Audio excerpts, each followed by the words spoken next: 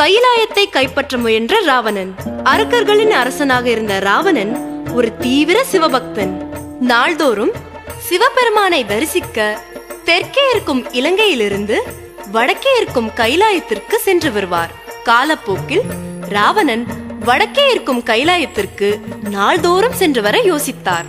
மிகவும் சோர்வாக இருந்தாலும் நாள்தோறும் சிவபெருமானை தரிசிப்பது எனது பாக்கியமாக கருதுகிறேன். அதனால் அவரை என் அருகிலே வைத்து தரிசிக்க விரும்புகிறேன். ராவணன் கைலாய மலையை இலங்கைக்கு கொண்டு வர தீர்மானித்தார். 100 கடவுளின் பலம் பெற்ற ராவணன் தனது கைபலத்தினால் கைலாயத்தை தூக்க முயன்றார். அப்பொழுது கைலாயமே அதிர்ந்தது. பனிகள் சரிந்தன. ராவணனின் துணிச்சலான செயலை பார்த்து பார்வதி கோபமுற்றாள். பெருமானே, உங்களது பக்தன் தனது பக்தியை சற்று அளவுக்கு அதிகமாக செயல்படுத்துகிறார். அதன் காரணமாக கைலாயமே அதிர்கிறது. தாங்கள்தான் இதற்கு ஒரு தீர்வு காண வேண்டும். ராவணனின் அத்துமீறிய செயலில் உள்ள நல்ல எண்ணத்தை யாம் அறிவோம். எனினும் ராவணனுக்கு பாடம் கற்பிக்க வேண்டும். சிவபெருமான் தனது கால் கட்டை விரலினால் தனது இருப்பிடத்தில் இருந்தே கைலாய மலையை அழுத்தினார். மலையை தூக்கிய ராவணன் மலையின் அடியில் அகப்பட்டுக் கொண்டார். வலி தாங்க முடியாமல் ராவணன் அவதிக்குள்ளானான். பெருமானே, இந்த வலி தாங்க முடியவில்லை. இந்த மலையின் அடியில் நசுங்கிக் கொண்டிருக்கிறேன். என்னை காப்பாற்றுங்கள், கருணை காட்டுங்கள். சிவபெருமான் மனம் உருகவில்லை. சிவபெருமானின் கோபத்தை தணிக்க ராவணன் சிவப்புகழ் கீர்த்தனங்களை பாடினார். அப்பாடலை கேட்ட சிவபெருமான் மனம் மகிழ்ந்தார். ராவணா, உன் கீர்த்தனங்களை கேட்டு மனம் மகிழ்ந்தேன். நீ சென்று வா. சிவபெருமான் ராவணனுக்கு அருள் புரிந்தார். மரணமில்லா மார்க்கண்டேயன். மார்க்கண்டேயன் மரணம் 16 வயது என்று விதிக்கப்பட்டிருந்தது. தனது கொடூரமான விதியை அறிந்த மார்க்கண்டேயன் தனது வாழ்நாளின் கடைசி நிமிடம் வரை சிவபெருமானுக்கு தொண்டாற்ற வேண்டும் என்று முடிவு செய்தார். இறைவா, உன்னை போற்றி உன் நிழலில் வாழ விரும்புகிறேன். காலம் அதிவேகமாக கடந்தது. மார்க்கண்டேயனின் உயிரை பறிக்க யமதர்மன் ஆயத்தமானார். மார்க்கண்டேயா, உனது இந்த உலக வாழ்க்கை முடிந்துவிட்டது. உன்னை அழைத்துச் செல்ல வந்திருக்கிறேன். யமதர்மரே, தயவு செய்து சற்று பொறுங்கள். எனது சிவ பூஜையை பூர்த்தி செய்துவிட்டு வருகிறேன். ஏய் மானிடா, மரணம் யாருக்கும் காத்திருக்காது. அவ்வாறு கூறிக்கொண்டு தனது பாசக்கயிறை வீசி மார்க்கண்டேயன் உயிரை எடுக்க முயன்றார். சிவபெருமானை இழக்க வேண்டிய வேதனையை உணர்ந்த மார்க்கண்டேயன் சட்டென்று சிவலிங்கத்தை கட்டியணைத்தார். எம்பெருமானே, என்னை காப்பாற்றுங்கள். உங்களை விட்டு பிரிய எனக்கு மனமில்லை. மார்க்கண்டேயன் கதறி எழுவதைக் கண்ட சிவபெருமான் லிங்கத்தின் உள்ளிருந்து வெளியே வந்து காட்சியளித்தார். யமதர்மனை தடுத்து நிறுத்தினார். யமதர்மா, நிறுத்து. பெருமானே, இது மார்க்கண்டேயனின் விதி. அவனின் மரணம் 16 வயது என விதிக்கப்பட்டுள்ளது. மார்க்கண்டேயனுக்கு 16 வயது பூர்த்தியாகாது. அவன் மரணத்தை ஏற்கும் வரை 15 வயது குமரனாகவே இருப்பான். மார்க்கண்டேயன் மரணத்தின் பிடியிலிருந்து விடுபட்டு சிவன் தொண்டு செய்து மகிழ்ச்சியுடன் வாழ்ந்து வந்தான்.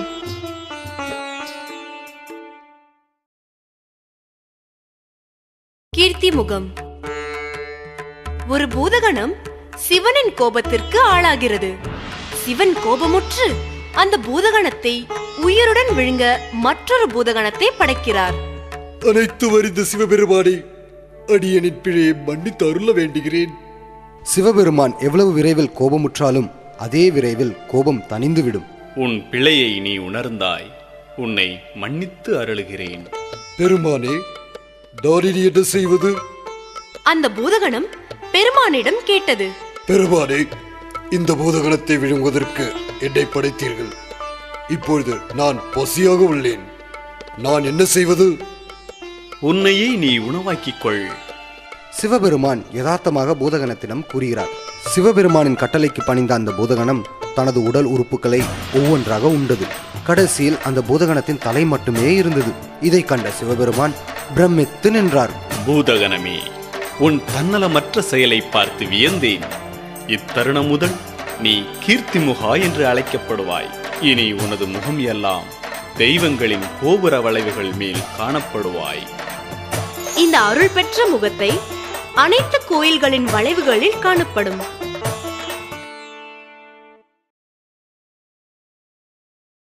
அர்ஜுனனின் சிவபக்தி. ஹஸ்தினாபுர இளவரசர் அர்ஜுனன் சிவனிடமிருந்து பசுபதி ஆயுதத்தை பெற அடர்ந்த காட்டில் தவம் இருந்தார். தினமும் சிவனை வேண்டி சிவலிங்கத்திற்கு மலர் பூஜை செய்தார். ஒரு நாள் அர்ஜுனனின் பூஜைக்கு இடையூறாக ஒரு பன்றி சத்தமிட்டது. இந்த பன்றி என் பூஜைக்கு இடையூறாக உள்ளது, இதை கொல்ல வேண்டும். கோபமுற்ற அர்ஜுனன் தன் வில்லை எடுத்து பன்றியை நோக்கி அம்பு எய்து கொன்றான். அதே தருணத்தில் வேறொரு அம்பு அந்த பன்றியை தாக்கியது. அது ஒரு கீர்த்தா என்ற காட்டுவாசியின் அம்பு. ஏன் நீ அந்த அம்பை வீணாக்கினாய்? நான் தான் அந்த பன்றியை வீழ்த்தினேனே. இல்லை, எனது அம்புதான் முதலில் பன்றியை வீழ்த்தியது. இருவரும் பன்றியின் மீது உரிமை கொண்டு சண்டை உருவாகியது. வன தர்மத்தின்படி இந்த பிரச்சனை சண்டை போட்டுத்தான் தீர்த்து கொள்ள வேண்டும். காட்டுவாசியும் அர்ஜுனனும் சண்டை போட்டுக் கொண்டனர். முதலில் இருவரும் ஆயுதங்களுடனும் பிறகு ஆயுதங்கள் இல்லாமலும் சண்டை போட்டுக் கொண்டனர். அர்ஜுனன் தன்னுடன் போட்டியிடும் எதிராளி தன்னை விட பலசாலி என உணர்ந்தார். என்னால் இந்த காட்டுவாசியை வீழ்த்த முடியவில்லை. ஏன்? என்ன, தோல்வியை ஒப்புக்கொள்கிறாயா? யாரிடமும் எந்த போட்டியிலும் தோற்காத அர்ஜுனன் இந்த அவமானத்தை தாங்காமல் சிவலிங்கத்தை பார்த்து கண் கலங்கினார். சிவலிங்கத்தை பார்த்து முறையிடுகிறார். சிவபெருமானே, என்னை காப்பாற்றும். திடீரென காட்டுவாசி அர்ஜுனனை விட்டு விலகுகிறார். அர்ஜுனன் தன் நிலையிலிருந்து திடீரென திரும்பி பார்த்ததும் சிவலிங்கத்தில் உள்ள பூக்கள் கீர்த்தாவின் தலையில் இருப்பதை கண்டு அதிர்ந்தார். காட்டுவாசி அர்ஜுனனை பார்த்து சிரித்தார். அர்ஜுனனின் எதிரி வேறு யாரும் இல்லை, சிவன் என்று உணர்ந்தார். சிவபெருமானே, எனது பிழையை மன்னியுங்கள். தாங்கள் என்று அறியாமல் உங்களிடம் வதம் செய்து விட்டேன். நீ எந்த பிழையையும் செய்யவில்லை. உன்னை சோதிக்கவே யாம் இத்திருவிளையாடலை ஆடினோம். நீ விரும்பும் வரத்தை கேள், யாம் அளிக்கிறோம். சிவன் அர்ஜுனன் வரமாக கேட்ட பசுபதி ஆயுதத்தை அவன் விருப்பப்படியே அளித்தார்.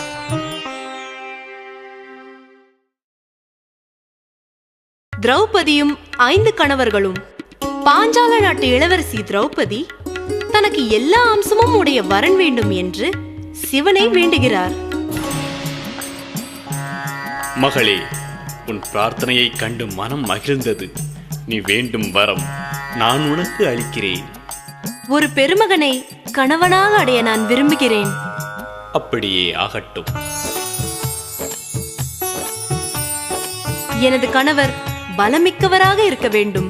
அப்படியே ஆகட்டும். என் கணவர் திறமை மிக்கவராக இருக்க வேண்டும். அப்படியே ஆகட்டும். என் கணவர் அழகுமிக்கவராக இருக்க வேண்டும். அப்படியே ஆகட்டும். எனது கணவர் அனுபவமிக்கவராக இருக்க வேண்டும்.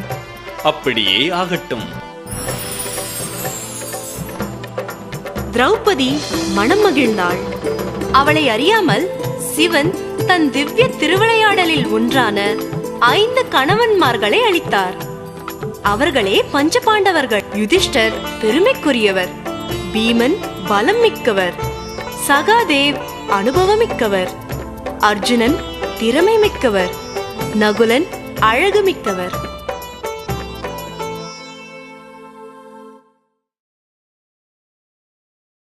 சரபா அவதாரம். ஹிரண்யகசிபு என்ற ஒரு கொடுங்கோல் அரசனுக்கு தனது மரணம் மனிதனாலும் மிருகத்தினாலும் வீட்டின் உட்புறமும் வீட்டின் வெளிப்புறமும் தரையில் அல்லாமல் ஆகாயத்திலும் அல்லாமல் மற்றும் இரவிலும் பகலிலும் நிகழாதிருக்குமாறு வரம் பெற்று இருந்தான். மகாவிஷ்ணு பாதி மனிதனாகவும் பாதி மிருகமாகவும் நரசிம்ம அவதாரம் எடுத்தார். ஹிரண்யகசிபுவை சூரியன் மறைவதற்கும் சூரியன் உதயத்திற்கும் இடையிலுள்ள மெல்லொளியில் வீட்டிலும் அல்லாமல் வெளியில் அல்லாமல் அவ்வீட்டின் நுழைவாளில் அமர்ந்து தரையிலும் அல்லாமலும் ஆகாயத்திலும் அல்லாமல் தனது மடியில் வைத்து வதம் செய்தார்.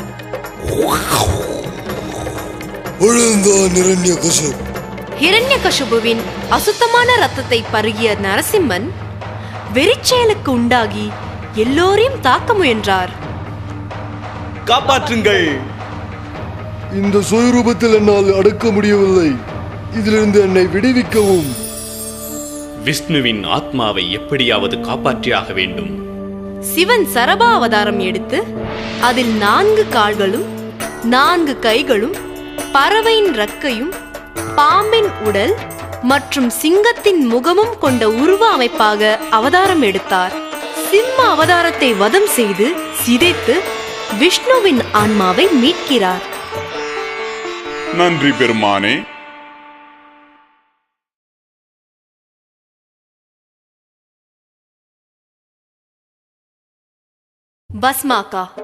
பஸ்மாக்கா என்ற ஒரு அரக்கன் சிவபெருமானை நோக்கி தான் தொடும் பொருள் எதுவாயினும் அது பஸ்மமாக வேண்டும் என்று ஒரு கொள்கையை வைத்து தவம் இருந்தான். பஸ்மகா, நீ வேண்டிய வரத்தை யாம் அளிக்கிறோம். இதனால் நீ தொடும் பொருட்கள் யாவும் பஸ்மமாகிவிடும். நன்றி என் பெருமானே, இந்த வரத்தை அளித்ததற்கு. ஆனால் இந்த வரத்தை எப்படி நான் சோதிப்பது? நீ சென்று உன் வரத்தை ஏதாவது ஒரு பொருளின் மீது செயல்படுத்து. அரக்கன் அந்த வரத்தை செயல்படுத்த சிவனை நோக்கி செல்கிறான். சிவன் நிலைமையை அறிந்து கொண்டு அங்கிருந்து ஓடுகிறார். முழு பிரபஞ்சம் இதை கண்டு வியக்கிறது. சிவனை பிடிக்க பின்தொடர்கிறார் பஸ்மாக்கா. சிவன் அழிந்தால் பிரபஞ்சமே அழிந்து விடுமே. சிவன் அலறிக்கொண்டு விஷ்ணுவிடம் சொல்கிறார், என்னை காப்பாற்றுங்கள். நான் உங்களை காப்பாற்றுகிறேன். விஷ்ணு தன் சக்தியால் ஒரு இளமங்கை மோகினியாக உருவெடுக்கிறார். மோகினியை கண்ட பஸ்மாக்கா சிவனை மறந்து விடுகிறார். நான் உன்னை தழுவிக் கொள்ளலாமா? மோகினியின் கண்களை பார்த்து கேட்கிறார், நீ என்னுடன் நடனமாடினால் மட்டும். மோகினி தன் நடன அசைவுகளை செயல்படுத்த பஸ்மாக்காவும் செயல்படுத்துகிறார். மோகினி அவளுடைய இடது காலை முன்வைக்கிறாள். அவனும் அதையே செய்கிறான். அவள் தனது வலது கையை அவளது இடையில் வைக்கிறாள். அவனும் அதையே செய்கிறான். அவள் தன் கைகளை தன் தலைமேல் வைக்கிறாள். அவனும் அதையே செய்கிறான். அப்பொழுது பஸ்மாக்காவின் உடல் பஸ்மமாகிறது. விஷ்ணு சிவனை காப்பாற்றினார். சிவன் மிக்க மகிழ்ச்சி அடைகிறார்.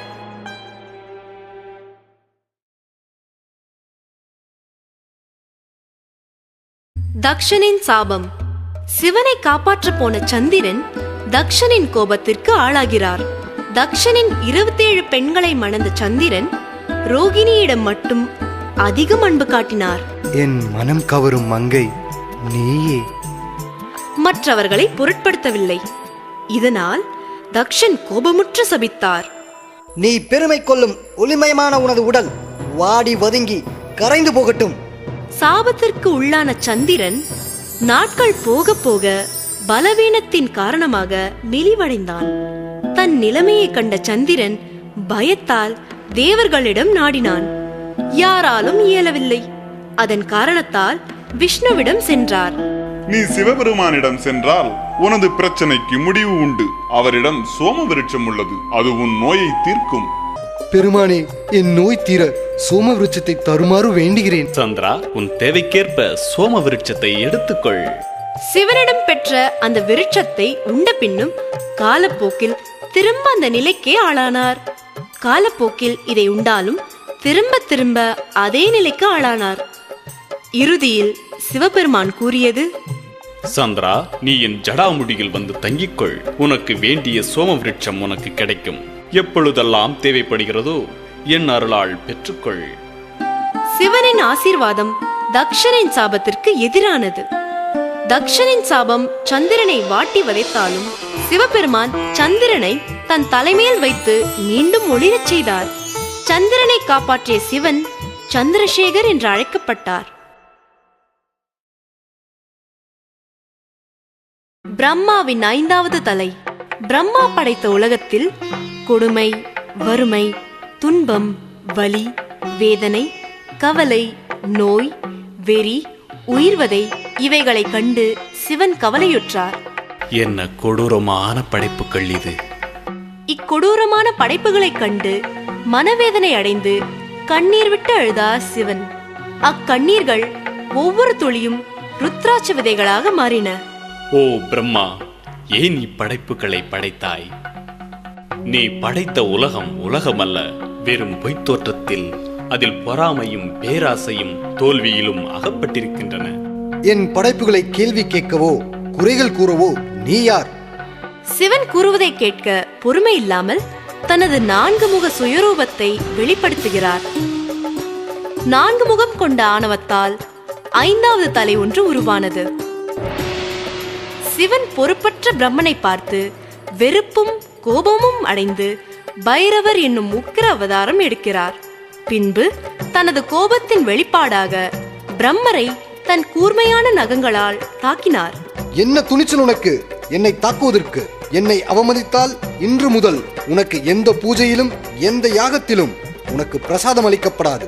பிரம்மாவின் சாபத்தை கேட்ட சிவன் கோபமுற்று பிரம்மாவின் 5வது தலையை கொய்கையில் பிரம்மா வலி பொறுக்க முடியாமையால் சிவனிடம் யாசிக்கிறார், என்னை விட்டுவிடுங்கள் என்று.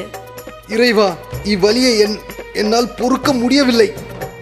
ஆனால் சிவனின் கண்களிலோ இரக்கமில்லை. பிரம்மா, நீ துன்பம் மிகுந்த உலகத்தை படைத்து விட்டாய். நீ மரியாதைக்குரியவன் அல்ல. உன்னை வழிபடவோ கோவில் கட்டவோ சிலரே வருவர்.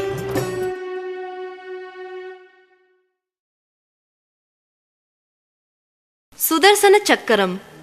அரக்கர்களின் கொடுமைகளை தாங்க முடியாத தேவர்கள் தான் படும் துன்பத்தை நீக்க மகாவிஷ்ணுவிடம் கோரிக்கையிடுகின்றனர். மகாபிரபுவே, அரக்கர்களிடம் நாங்கள் படும் துன்பத்திலிருந்து நீங்கள் தான் எங்களை காப்பாற்ற வேண்டும். தேவர்களே, உங்களை காப்பாற்ற சிவபெருமானால் மட்டுமே முடியும். கவலைப்படாதீர்கள். நான் அவரை பூஜை செய்து அவரிடம் உங்களது நிலையிலிருந்து காப்பாற்றுகிறேன்.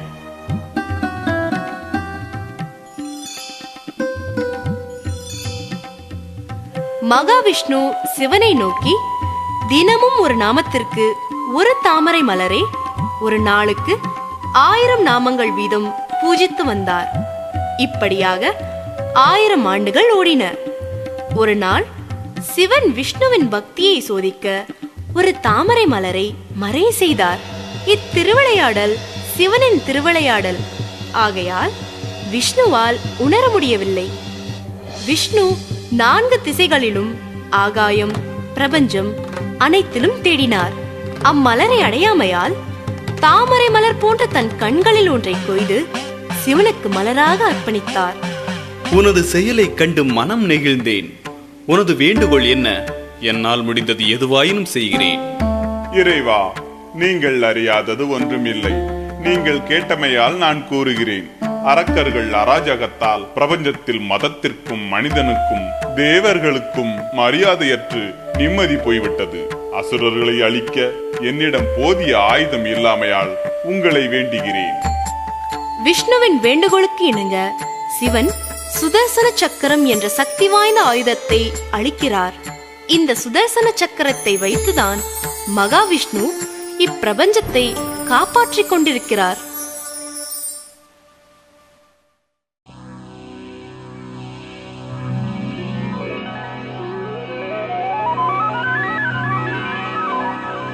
நந்தி.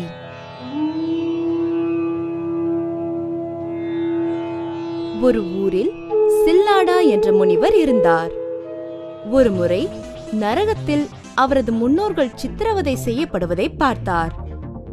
இவருக்கு குழந்தை இல்லாததே இதற்கு காரணம் என்று அறிந்து அதிர்ந்தார். எனவே குழந்தை வேண்டி சிவபெருமானை வழிபட்டார். அவர் பல 1000 ஆண்டுகள் தியானம் செய்தார். இறுதியில் சிவன் மனமுருகி அவர் முன் தோன்றினார். தனக்கு ஒரு அழகிய குழந்தை வேண்டும் என சில்லாடா வரம் கேட்டார். சிவனும் சரி என்று கூறி மறைந்தார். ஒரு நாள் சில்லாடா நிலத்தில் உழுது கொண்டிருக்கும் பொழுது ஒரு ஆண் குழந்தையை கண்டார். அக்குழந்தை சூரியனைப் போலவும் நெருப்பைப் போலவும் மிகவும் பளீரென்று இருந்தது. திடீரென்று தோன்றிய இவ்வகை குழந்தையை கண்டதும் சில்லாடா பயந்து ஓடினார். அப்பொழுது ஒரு அசரீரி குரல் கேட்டது. சில்லாடா சிவபெருமானிடம் வரமாக கேட்ட குழந்தைதான் இது. அனைவரையும் மகிழ்ச்சியுடன் இருக்கச் செய்வதால் இவனுக்கு நந்தி என பெயரிடவும். சில்லாடா நந்தியை தனது குடிலுக்கு அழைத்து வந்தார். நந்திக்கு அனைத்து வேதங்களையும் கலைகளையும் பற்றி போதித்தார்.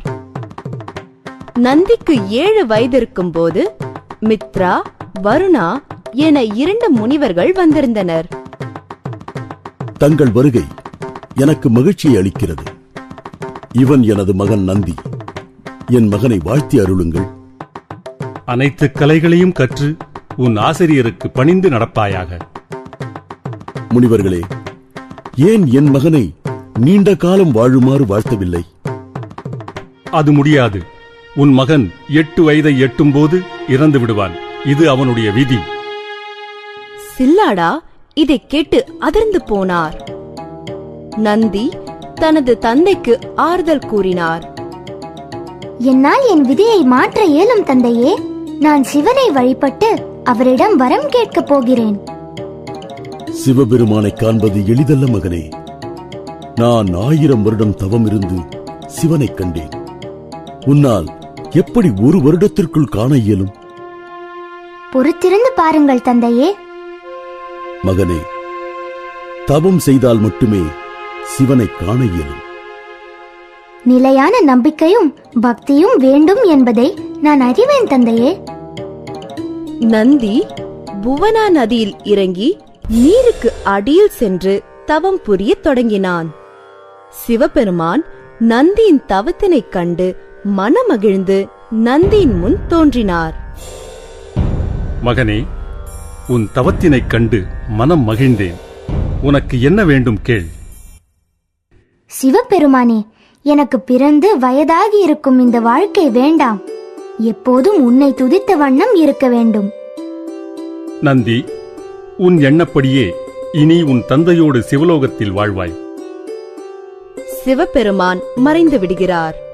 அன்று முதல் நந்தி சிவன் இருக்கும் இடமெல்லாம் காணப்பட்டார்.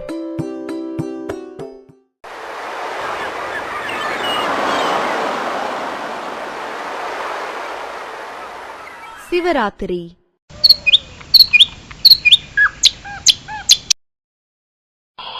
ஒரு அடர்ந்த காட்டில் சுஸ்வரா என்ற வேடன் வாழ்ந்து வந்தான். அவன் மிக கொடுமையானவனாகவும் நெறி தவறியவனாகவும் வாழ்ந்து வந்தான். சிவராத்திரி பற்றி ஏதும் அறியாதவன். ஒரு சிவராத்திரி தினத்தன்று அவன் குடும்பத்தினர் பசியால் வாடினர். சுவாமி, நம் பிள்ளைகளின் பசி நீங்க சிறிது உணவு வேட்டையாடி வாருங்கள். சரி, நான் சென்று காட்டில் வேட்டையாடி வருகிறேன். சுஸ்வரா காட்டில் மானை தேடி அலைந்தான். ஆனால் அவனால் ஒன்றை கூட பார்க்க முடியவில்லை.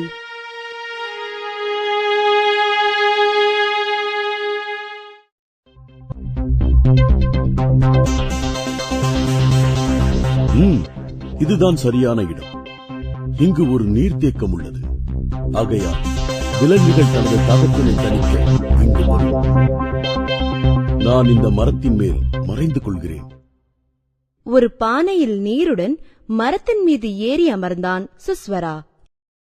ஆகா, நாம் நினைத்தது போலவே ஒரு மான் இவ்விடத்தை நோக்கி வருகிறது. சுஸ்வரா அம்பினை எய்த தயாரானான்.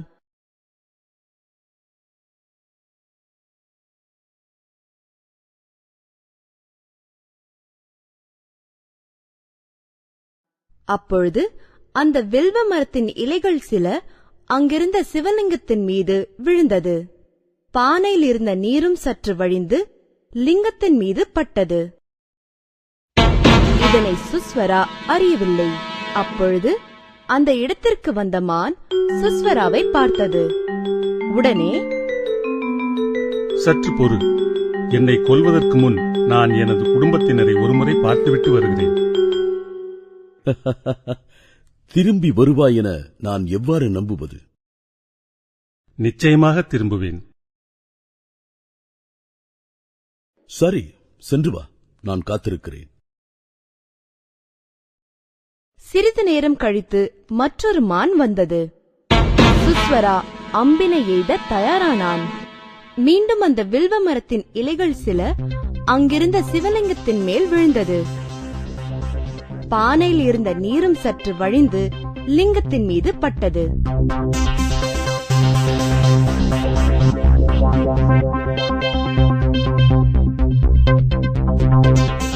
சற்று பொறு. என்னை கொல்வதற்கு முன் நான் எனது குடும்பத்தினரை ஒருமுறை பார்த்துவிட்டு வருகிறேன்.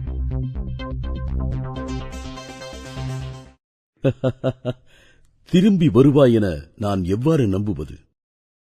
நிச்சயமாக திரும்புவேன். குழப்பத்துடன், சரி, சென்று வா, நான் காத்திருக்கிறேன்.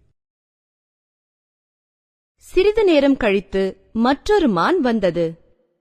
அந்த மானும் அவ்வாறே கூறி சென்றது.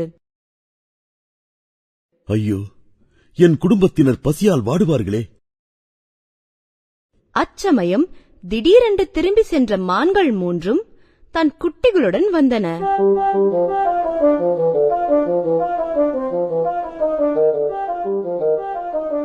வேடனே, என்னை கொன்றுவிடு. என் கணவரையும் என் பிள்ளைகளையும் விட்டுவிடு. என் கணவர் மற்றும் பிள்ளைகள் இல்லாத உலகில் என்னால் வாழ முடியாது. அவர்களை விட்டுவிடு. என்னை கொன்றுவிடு. இவ்வாறு அனைத்து மான்களும் தன்னை கொன்றுவிடு என்று கூறின. உடனே, எங்களின் உயிரையும் எடுத்துக்கொள். எங்கள் பெற்றோர்கள் இல்லாத காட்டில் எங்களால் வாழ இயலாது. சுஸ்வரா மான்களின் பதிலைக் கண்டு வியந்தான். மரத்திலிருந்து இறங்கினான். அப்போது மீண்டும் அந்த வில்வ மரத்தின் இலைகள் சில அங்கிருந்த சிவலிங்கத்தின் மேல் விழுந்தது. பானையில் இருந்த நீரும் சற்று வழிந்து லிங்கத்தின் மீது பட்டது.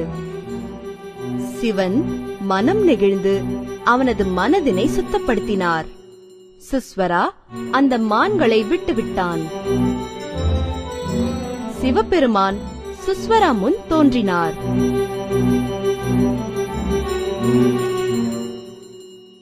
இன்று முதல் நீ குகன் என அழைக்கப்படுவாய்.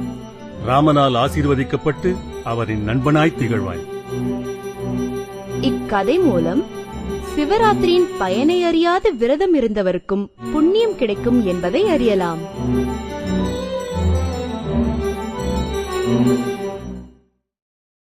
தாரகாசுர வதம். முன்னொரு காலத்தில் தாரகாசுரன் என்ற அசுரன் வாழ்ந்து வந்தான். கடவுள்களை வெல்லும் நோக்கத்தில் அவன் கடுமையான தியானம் செய்தான். தாரகாசுரா, உன் தவத்தினை மெச்சினேன். என்ன வரம் வேண்டும் கேள். நீங்கள் படைத்த எல்லோரையும் விட நான் பலம் வாய்ந்தவனாக வேண்டும். மேலும் சிவனின் குழந்தை கையால் மட்டுமே எனக்கு மரணம் ஏற்பட வேண்டும். அவனுடைய தவத்தினை மெச்சிய பிரம்மதேவன் 2 வரத்தினையும் அருளினார். இனி நான் இந்த மூவுலகையும் ஆட்சி புரிவேன். தாரகாசுரன் தேவர்களின் உலகையும் சேர்த்து மூவுலகையும் கைப்பற்றினான். தேவர்களை அங்கிருந்து விரட்டினான். தேவர்கள் செய்வதறியாது விழித்தனர். பிரம்மதேவா, பிரம்மதேவா, தாரகாசுரன் மூவுலகையும் கைப்பற்றி விட்டான். நீங்கள்தான் எங்களை காத்தருள வேண்டும். நான் அருளிய வரத்தின்படி அவன் சிவனின் குழந்தை கையால் மட்டுமே மரணத்தை தழுவுவான். ஆனால் சிவபெருமான் ஆழ்ந்த தியானத்தில் உள்ளாரே. சிவனுக்கும் பார்வதிக்கும் ஒரு மகன் பிறந்தால்தானே தாரகாசுரனை அழிக்க முடியும். நாம் காமதேவனை அனுப்பலாம். கைலாயத்தில் ஆழ்ந்த தியானத்தில் இருக்கும் சிவனும் பார்வதியும் சேர வேண்டும். காமதேவன் சிவன் தியானத்தில் இருந்த இடத்திற்கு வந்தவுடனே அந்த இடம் வசந்தமாக மாறியது.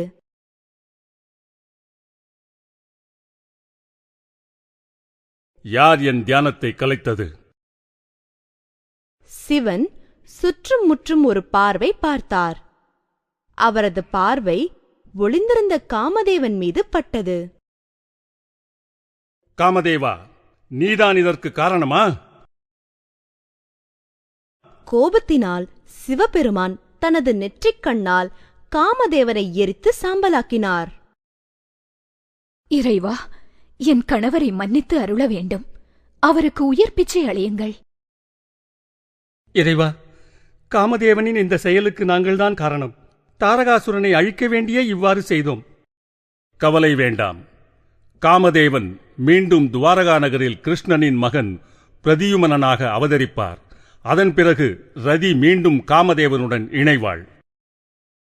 பார்வதி கடுமையான தவம் செய்து சிவனை அடைந்தாள். சிவனுக்கும் பார்வதிக்கும் கார்த்திகேயன் என்ற மகன் பிறந்தான். கார்த்திகேயன் பிறந்து விட்டான். மகிழ்ச்சியில் தேவர்கள் மலர்களை தூவிக் கொண்டாடினர். காலங்கள் கடந்தன.